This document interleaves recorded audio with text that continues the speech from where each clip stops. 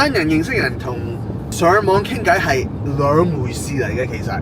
A lot of times you're like talking to someone， 覺得有 feel， 但係出嚟嗰時覺得一啲 feel 都冇。但係可以相反喎，所以就有時覺得，有啲困難嘅其實，因為都唔知點樣睇。上網傾得埋嗰時就可以點講，好大希望咁樣出去認識一個人，跟住認識咗啊，原來嗰個人係想像中唔係咁樣嘅喎，就覺得有啲失望啦，係咪？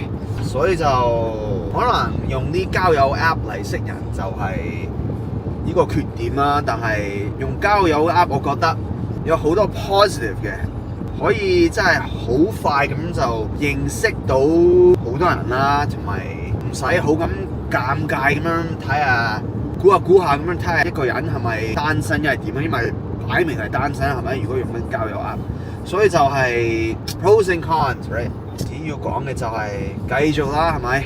手足。